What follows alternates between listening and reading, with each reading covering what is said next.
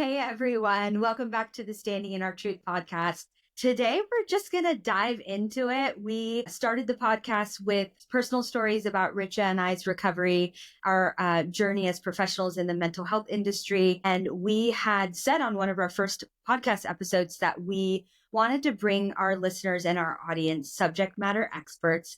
And today's guest is just such a good friend of ours. And we're so honored that he's our first guest because he's sort of big time and we're starting out. But it is my namesake, TJ Woodward. I've known TJ for, I think, 6 years now. In fact, before I moved to Texas, we were planning this huge event for professionals in the Bay Area at a recovery center I was working at. And of course, the whole world shut down Wednesday prior to the event. And so it's so good to reconnect. We've seen each other a couple of times in between. You were at my wedding. I mean, you're such a big part of my life. And when I was introduced to your work, you have made such a profound impact on my recovery journey because you brought life to what trauma was. And up until that point, I thought the definition of trauma was something more clinical, or had to do with something more related to PTSD, combat, war, some big traumatic event. And you had shed light on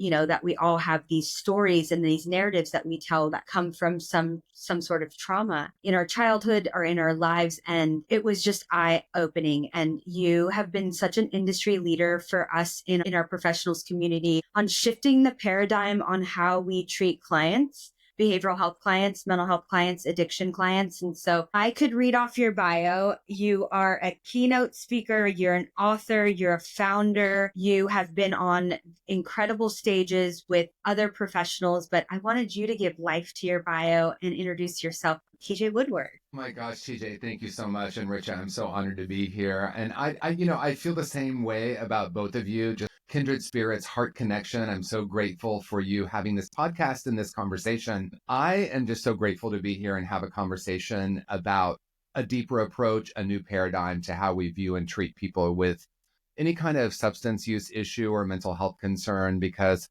I started working in the field in 2008. And it was very clear to me right out of the gate. And at that time, I was a little over 20 years sober. So I kind of came in with already a perspective about recovery. And I just saw so much pain and so much suffering in the industry, not just the clients, but the clinicians and people being looked at as broken. And just basically day one, I'm like, I want to be a voice for a different way of viewing all of this. So that's what really has given me passion about this work. I love that.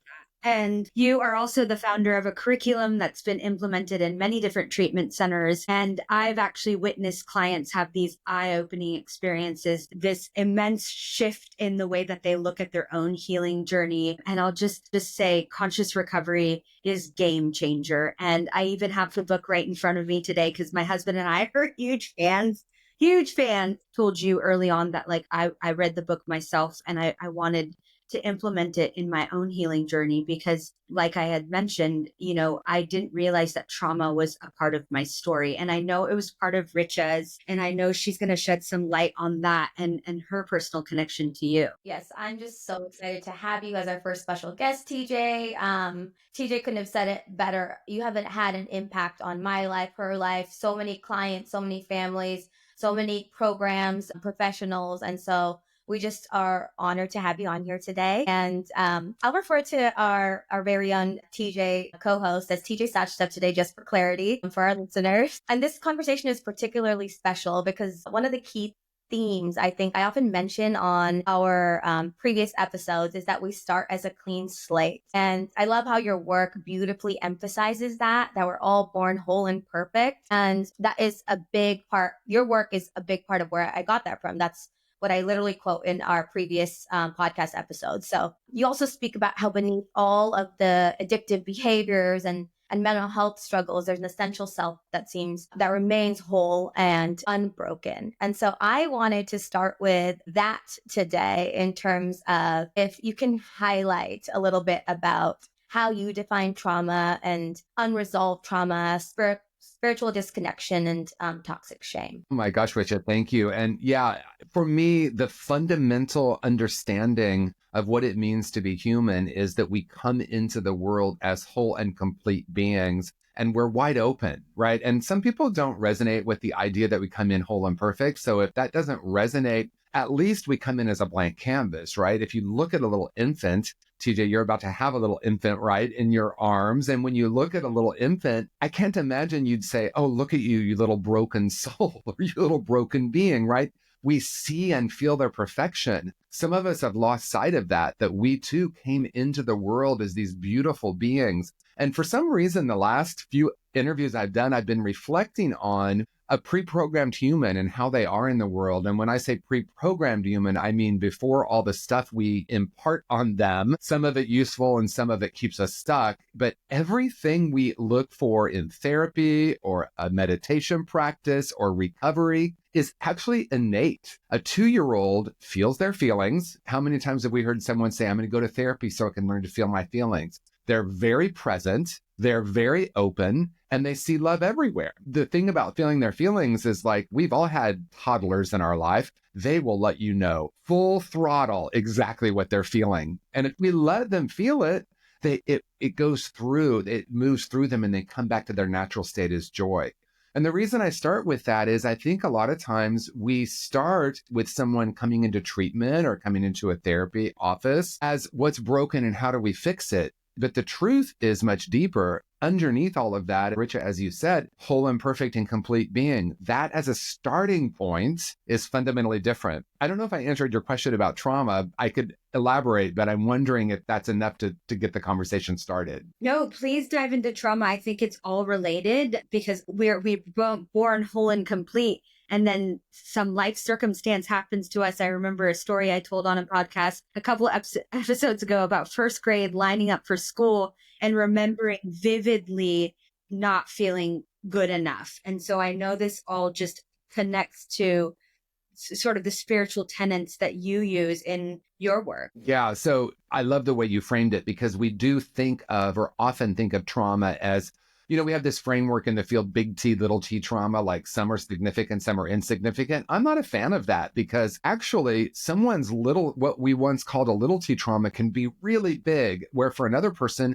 completely insignificant. I'm thinking about first grade. I couldn't tie my shoes. It was recess time. And I remember, and I swear to you, I can remember the cold floor. I can remember, right now I can close my eyes and see the line of desk with the little metal legs. And I remember just caving, like, oh my gosh, I'm so stupid. Mm-hmm. And that caving became concretized in my unconscious. So even though most people would say, no big deal, you just couldn't tie your shoes, the teacher sent me home with this little board with 2 shoes on it.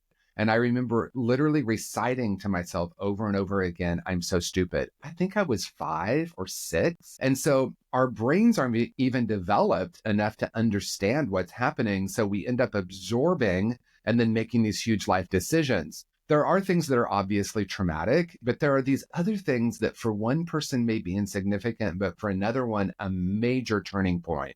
And then that becomes the operating system for our life because it's not only a thought, it becomes something that's embedded, almost feels like in our DNA. Like I just absolutely believed I was stupid, didn't go back to school till I was 40, didn't go to college after high school. I mean, there's so many things I can point to that were a result of that one moment when I was 5 or 6 years old. And then we tell these stories to ourselves over and over again. I mean, like you said, they're like embedded and in this narrative that we tell ourselves. Like for me, it was like, I'm not good enough. And then I continue to look for the people that make me feel like I'm not good enough, right? I seek and find the circumstances or the experiences that confirm to me that bias or that feeling of or thought of I'm not good enough. How do we move through that? Like, at what point or what are some of the tools that we use to move through these core false beliefs that you talk so beautifully about? Well, thank you, TJ. And the thing that's important about this is what you're saying is so true and usually unconscious. So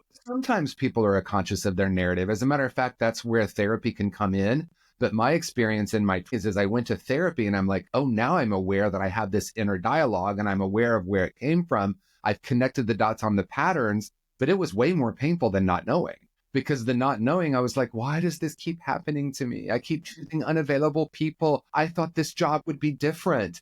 And there's something that like is inconvenient about realizing I'm the creator of that, not from a place of blame. But here's the key, and you said it so beautifully. Yes, it's a narrative, but it's really much deeper. That's why with conscious recovery, the way I say it is if you plant a maple seed, you're going to get a maple tree. If you plant a maple seed and expect to get an elm tree, we know that's unrealistic. So these core false beliefs are implanted in the unconscious. So the seed represents the unconscious. If it's I'm unlovable, I'm not worthy, or I'm not good enough, those are some of the top few that we hear. I had all of them. We have that tree. That tree is growing. And so you said it so beautifully. If I believe I'm unlovable, for example, which I did, and it still shows up sometimes, oh, there's that again. I, on the surface, was please love me, please love me, please love me. But the vibration of I'm unlovable would cause me to choose the person in the room that would confirm the core false belief. And this was all happening unconsciously. They weren't bad people. It wasn't about getting rid of a toxic person. It was, I was choosing them, but not from a place of blame, but like, oh my gosh, how do I start to heal this, which I'm sure we'll talk about, so that I'm choosing differently. I love it. I remember, TJ, this conversation we had exactly about this, about relationships and how we gravitate towards those people who are going to fulfill those core false beliefs. And I was talking a little bit about my marriage, and then we went all the way back to college. Like I brought up just the fact that, my illness, my disease, my issues, I feel like got really bad during my college years, and how I wish I could have done it better. I wish I would have focused on the relationships back then, my family back then. I had pushed everyone away. And you had mentioned to me as we were carpooling that, Richa, you can go back. You can go back and do that. And I was like, this will be a conversation that I want to have. And I think I was dropping you off and we didn't continue, but I would love for you to touch on that specific statement you made. Yeah. So I like to be provocative, and I'll say, I actually did a training, and TJ, was actually at a program that you worked with, and Cameron too. And I did a training, and the clinical director, I think, came up to me and said, someone told me you said you can change the past. I'm sure you didn't say that. And I'm like, I apologize and let you know I did say it, but I'm going to explain what I mean. The past is something that's alive in our mind. So it's far less important what happened and more important what we decided and absorbed because of what happened. What I'm not saying, and I want to be really clear, we would never say to someone, well, TJ, are you sure that that even happened? Or Richa, are you sure you're not over, analyzing? Or that's not what we're talking about. We're talking about something happened. You decided and absorbed something that became the operating system. And then from that moment on, everything in your life became a reflection of that core false belief in some way or another. The great news is we can go back and actually change it. The maybe not so great news is we can go back and change it. Now, why do I say that? I think it can be fun to blame others for our lives on some level until it gets to be too painful, right? It's just he's toxic. It's just that she couldn't be there for me, right? And I don't mean to be overly sarcastic about it, but we can actually go back, tend to the younger self who is very much alive within us, hold them with the love and compassion that they probably didn't get at the time, and help them to have a different decision about the event. Now, something really important. Our brains weren't even developed, because most of these core false beliefs happened when we were really young. Certainly, we now know that the brain's not developed until 26. So certainly most of this happened before 26. So if the brain wasn't developed enough to understand what was happening, then the solution isn't only cognitive, right? So it's not, as a lot of the modalities say, change the narrative, opposite action, when did you believe something different, et cetera, et cetera. All of that is useful, but the deeper work is, where did this originate? What were the events that caused me to absorb and decide this? How can I hold that younger person tenderly so that we can allow, because almost always, and I know you both know this well, it's almost always some unfelt emotion that wasn't safe to feel, so we buried it. So the key is to go back and actually let our younger selves feel, hold ourselves, our younger selves, in a place of safety so that we can come to a different conclusion. Beautiful. I mean, accessing the past stories and the narratives and digging deep to find the emotion is the hard work we talk about on this podcast. And it's not easy. It takes practice. It takes guidance of a professional. I just have to say, whenever I connect to my inner child because of that core false belief I developed in first grade, standing in that line, I really try to hold that little girl, that little TJ, with love and compassion. But I will quickly revert back to what I know and the discomfort and the chaos. And so I wanted to just pivot a little bit in this conversation. You talk about spiritual disconnection, and you so eloquently just told us to hold our inner child with this loving and compassionate higher self, older self, however you may describe it. How does the spiritual disconnection play a part in the healing? Thank you. Yeah. So in conscious recovery, I do identify spiritual disconnection as one of the 3 root causes of addiction and many mental health concerns. I know there are biological issues with all of those, but on a spiritual level, those 3 tend to show up in about 100% of the people I've ever worked with. And certainly in my own life, right? So spiritual disconnection, and the word spiritual can be a loaded word, like the word God, right? We might think of it as being disconnected from a higher power, especially in recovery circles, or from God. And that might be part of it. What I'm actually talking about is what Richa introduced, which is we come into the world whole and perfect. We come in as these beautiful, infinite beings. And to me, that's inherently spiritual. And so because of the traumatic events of our lives, so that's why I start with unresolved trauma, then spiritual disconnection, we end up, at least we believe we've disconnected from that spiritual self. In truth, it's always available, but it gets buried, right, by all this stuff that we put on top of it. Traumatic events, be that something that one might call insignificant, like standing in line or tying your shoes.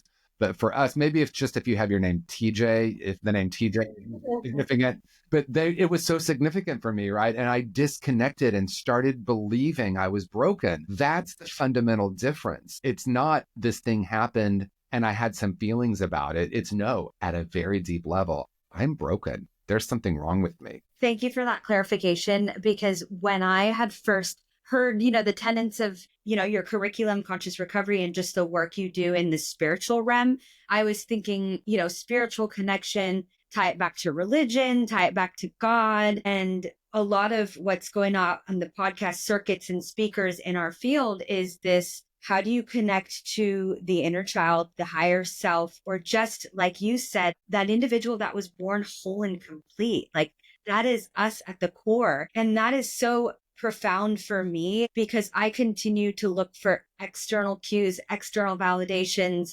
textbook after textbook of spirituality. We both love Marianne Williamson and Return to Love and just all of these teachings. But what you say, TJ Woodward, at its core is that we were born this whole and complete being, and that our goal in all of this work is to connect back to that being. Like, who was our little TJs and little Richa? Like, who was that person? And we have to filter through this unresolved trauma and these narratives that we tell ourselves and the limiting core beliefs. And it's a lot of trash and garbage to filter through.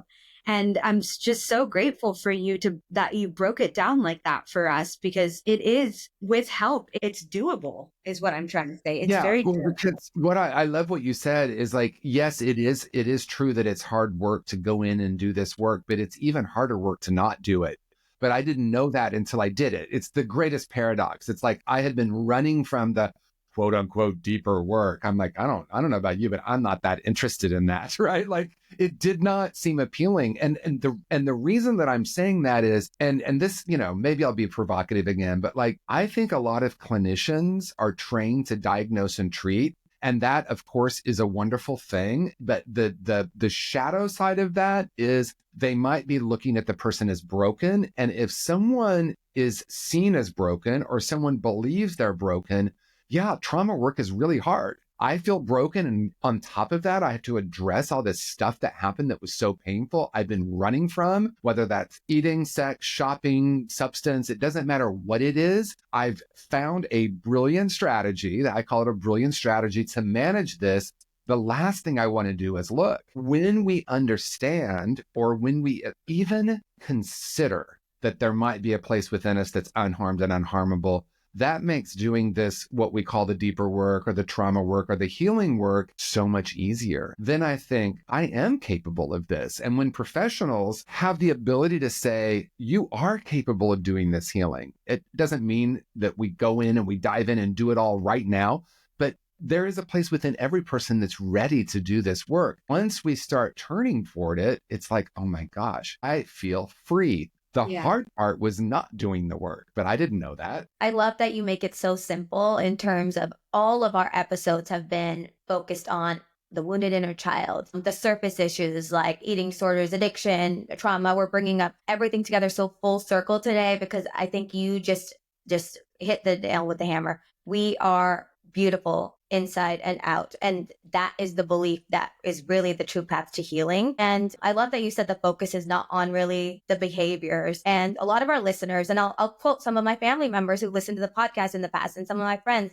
they're like, well, no, the person needs to stop the drinking. The individual needs to just start eating. Like what?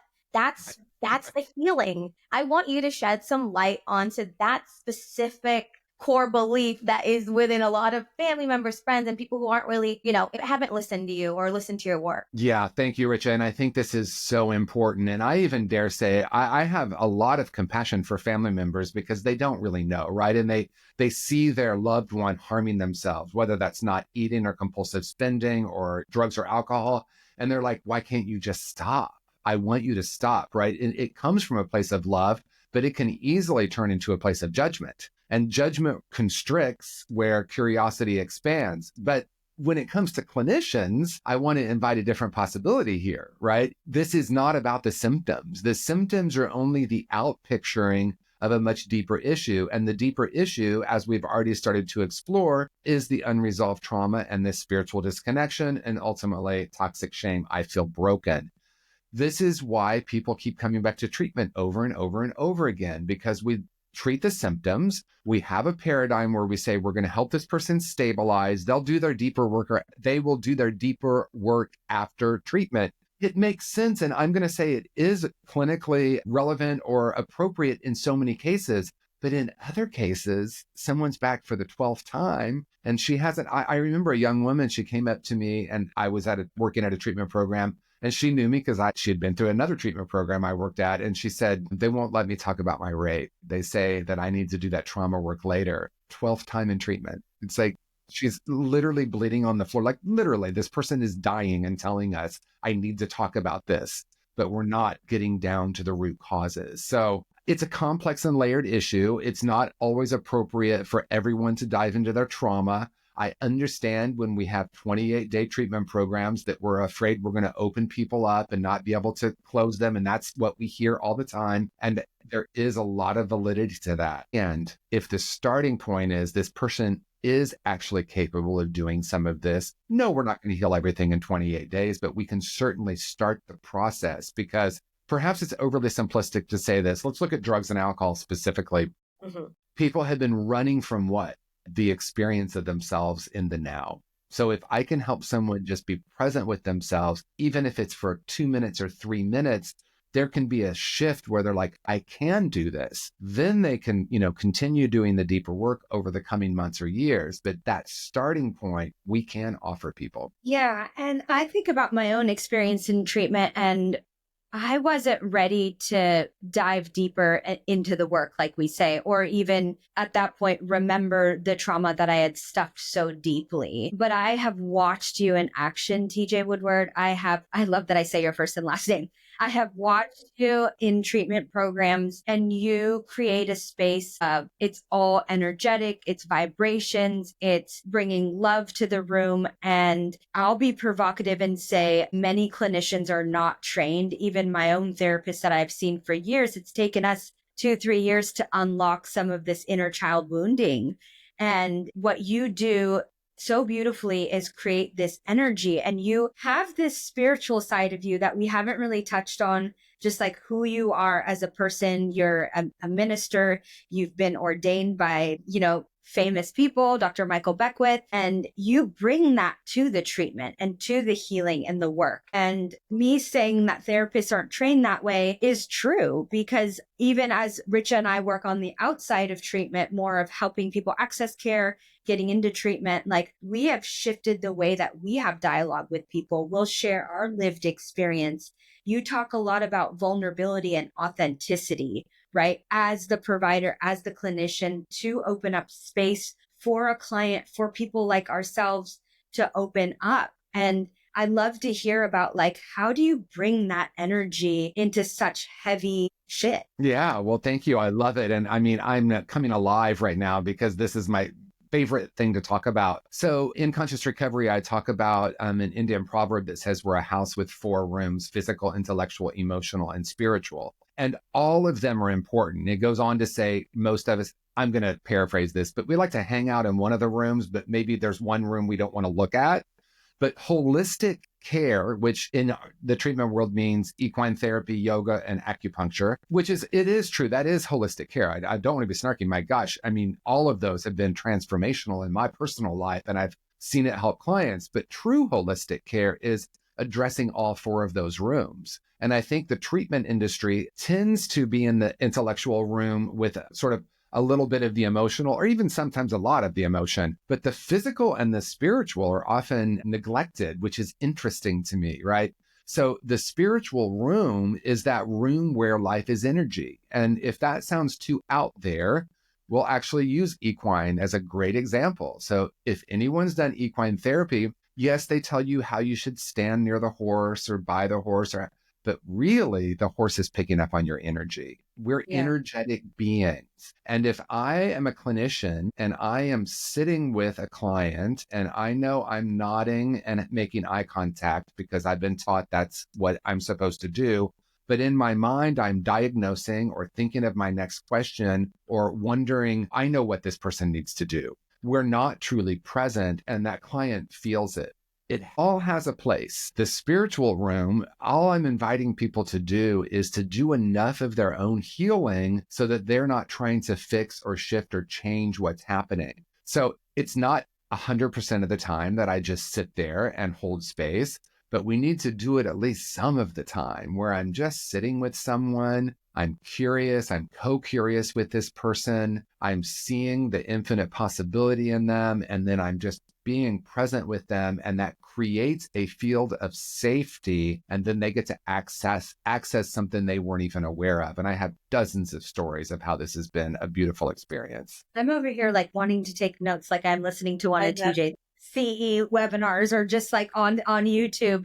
It's so relatable to real life, right? Like in our relationships, my husband will be the first one to tell you, like, he knows when I'm not present. Like, he's like, wheels are turning, like there's something going on, and we are disconnected at that level. And so can I stay present enough and in my own being to hold space for friends, family, my husband? And what I've learned is that I had to do my own work, because what that narrative in the dialogue that I keep talking about on this episode is just running through my head. I don't like to say I hear voices in my head, but it's like we talked about parts work on another episode of like the different parts of me are just like constantly managing me or telling me I'm not good enough and this. And it's like the same way you have so beautifully created this curriculum and these programs for individuals going through treatment and the providers and the clinicians. It's so relatable to real life. Like, this is stuff that we need to work on ourselves so that we can bring the loving energy to our interactions, so that we can come from a space of giving. And that's what it's all about. Yes. And I love everything you're saying. And it is interesting. I think for some of us, maybe I'm talking about myself, it's easier to do it with clients than the people closest to us, right? Because it's so easy to be in a routine with our partners or our good friends or our people we work with or our besties, right? We're in this rhythm. And it's like, how present am I really? And life is truly energy, and people who have trauma, which is everyone on planet Earth, we have some degree, but our clients sometimes have a significant amount of trauma. they are energetically feeling out who is safe. They're maybe not even aware of it. They might be projecting stuff onto us, but at some level, they can start to feel when someone's really available. And TJ, you said it so beautifully. When I feel, well, you didn't say this, but when I feel broken, I see the world is broken. When I tap into my wholeness and I've done enough of my own healing, I can be present with someone else without going into fix it mode or without being a disruptor of the energy. Dolly Parton says, it takes a lot of money to look this cheap. I love that quote. It takes a lot of work to look like we're doing nothing. The greatest gift the greatest compliment, back when I worked in treatment, I haven't really worked with clients directly too much for about 8 or 9 years, but when I worked full-time in treatment, the greatest compliment a client could give me is, wow, that group was so powerful, but you didn't do anything. I'm like, victory. I love it. I've heard this personally from some clients that we've worked on together. They said, anything, you have brought out something in them that didn't seem like it took much work. It was there, but you just helped it come out. And that is something powerful that I think, TJ Sachdev and I work on a daily basis. Is just like, it's harder with besties. It's harder to, tell your best friend that, it sounds like you're feeling unsafe in your relationship and maybe you need to turn that mirror back on yourself today. And we've had those conversations, but it's that simple piece that if someone is able to just like nudge you in that direction, there's a whole powerful healing that happens, which I've seen happen in my life personally. I've seen with TJ Sachdev and I've seen with your clients, TJ Woodward. You have brought up some powerful stuff with such simple steps. Yeah. And I really love that you're calling it simple. That's the greatest compliment. I think sometimes in our field and maybe just in the world, we like to be very smart or cerebral or clinical, and all that has a place. And ultimately, this is about human connection. And, we talked about how, we talked a little bit about how to make human connection or create human connection.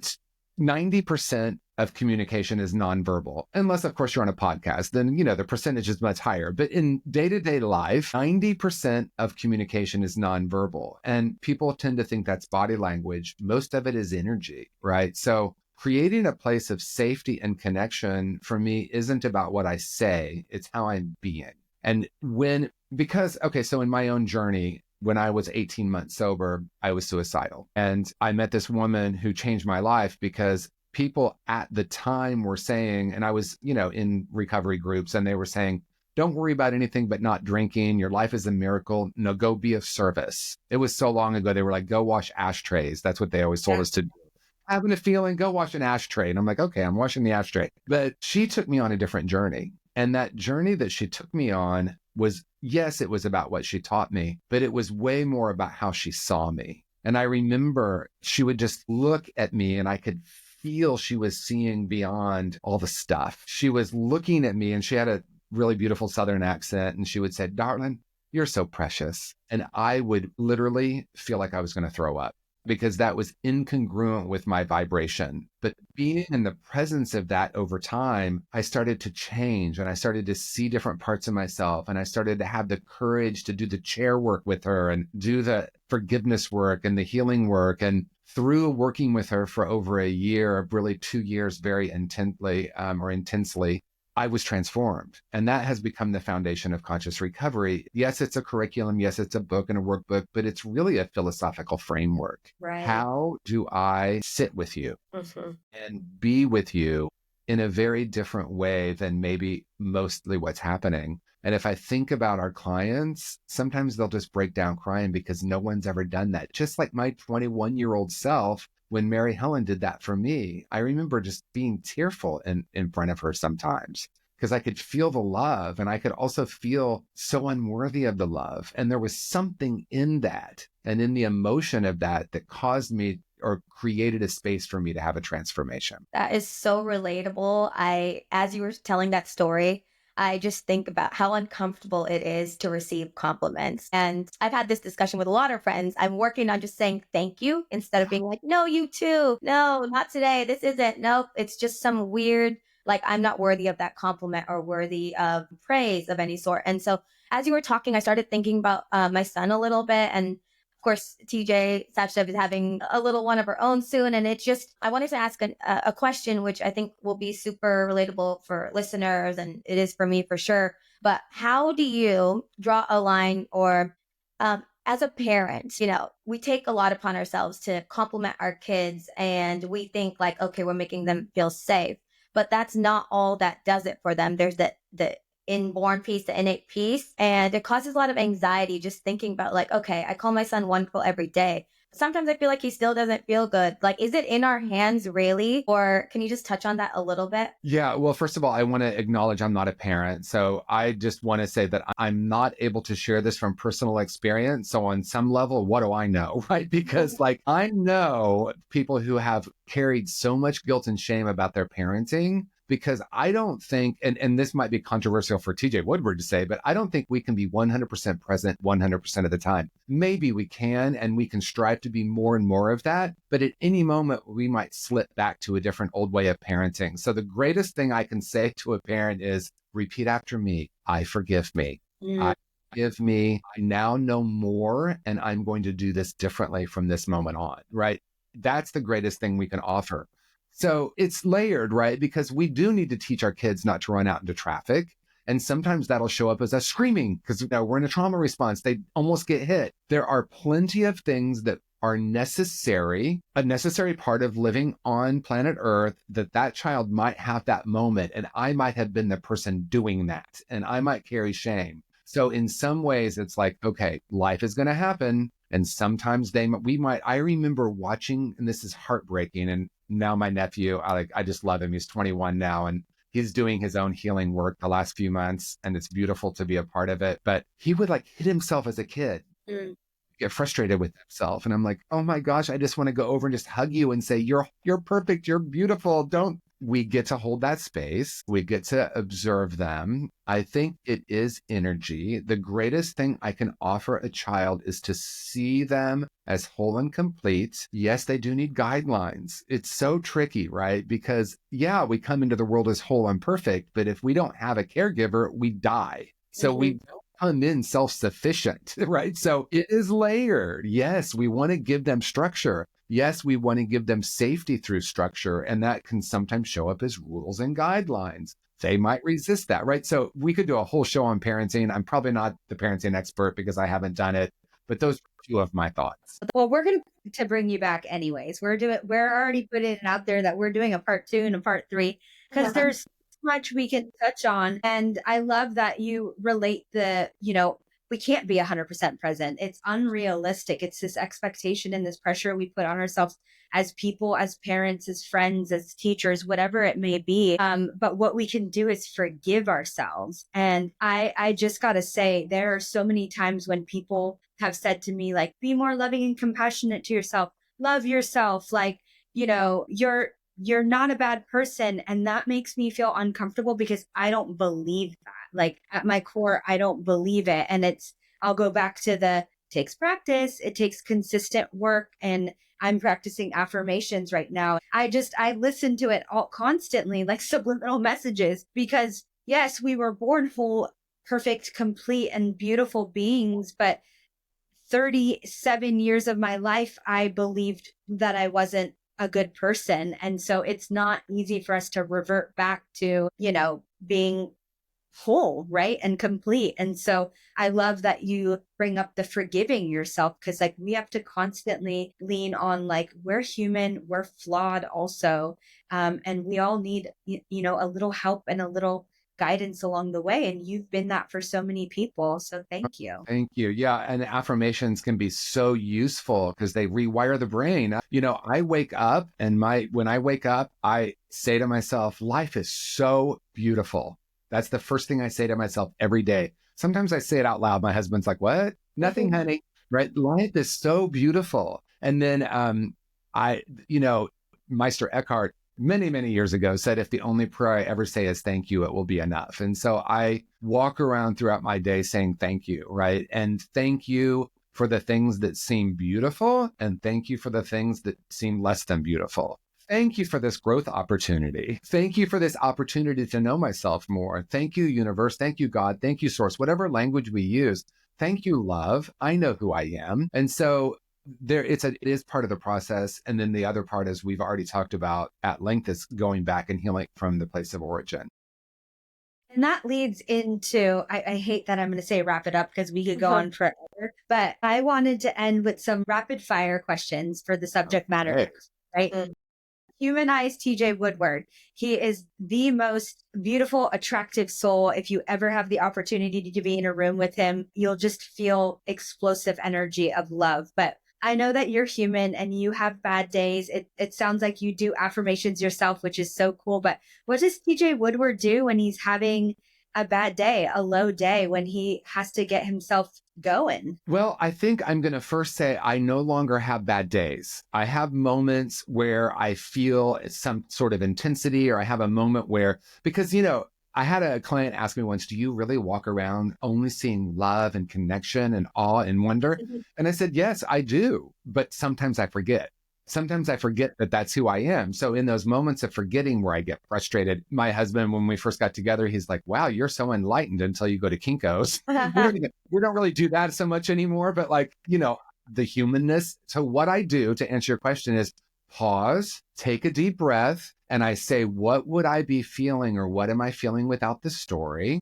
And I say, it's okay to feel that. I'm here for you and you're safe. And then I allow the feeling to happen. And then that changes my perspective. And then, of course, affirmations too. But I think that's the deeper work for me in the moment. Okay, y'all, I hope you wrote that down because I'm going to go back and write that down. Do you have a routine, like a morning or an evening routine to kind of self-regulate, reset your nervous system? We know you travel a lot. We know that you're doing a bunch of major projects right now. What does TJ Woodward do as like a morning, evening, daytime routine? It's so funny. My nephew, who's 21, he was over at my house and we woke up and I was playing Pac-Man. He's like, oh, I should tell the world that TJ Woodward's morning meditation practice is playing Pac-Man. I'm like, yeah, it's kind of true. Like, I just focus on that, but that's not what I do every day. My intention every day when I wake up, I start with life is so beautiful. And then I say, thank you, universe, for another day of life. What is mine to do and who have I come here to be? How can I serve today? So that's my opening practice.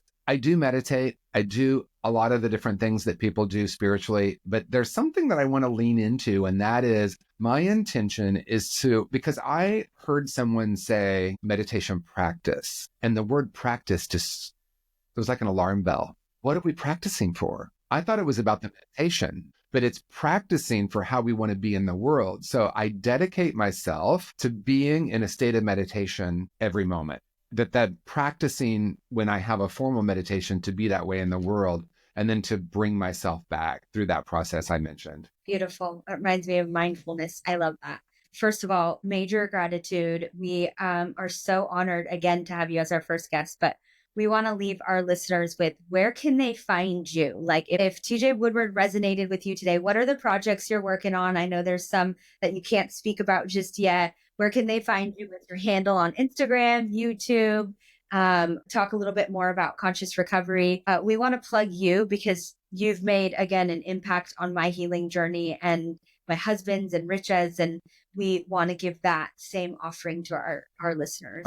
Thank you. So tjwoodward.com, and you can see my books there. You can see my socials. Instagram is TJ_Woodward_. I do try to post on YouTube once a week. So that's where to find me. I do have a couple of projects I'm working on. Neither one of them can be announced yet. I'm going to be letting both of you know about one of them. I haven't even told you yet, but I'm going to say two things that will be an indicator of what they are. One is, as a gay man, I have really dedicated myself to helping the LGBTQ community heal. I see that community being in a collective trauma response a lot of the times, and I understand why. I had my own shame to heal, my own trauma, my own disconnection. So I'm about the healing. So a new project that'll be announced soon is helping people in that community do some of the deeper healing, not just the symptoms and behaviors, but doing deeper healing. And then the other thing is, I've been going into treatment programs for the last 7 or 8 years, doing trainings on my model, conscious recovery. And I came to understand, and I appreciate that you love the curriculum, and that's available for treatment programs in the book and workbook. But my true passion is helping healers heal. And there have been some deaths in our field recently. There have been some what we could call tragedies. And I see a dramatic need for a higher level of helping healers do their own healing. We already talked about the why. So I'm going to be announcing something soon, a collaborative effort with a good friend of mine to create an actual space where people in our field can come do some deeper healing. So that's the teaser. Well, sign us up because we'll be there. And Amazing. we're your number one fans. And we love you so much. Thank you for being here today. And to our listeners, here's to our healing and here's to our rising. Until next time. Bye.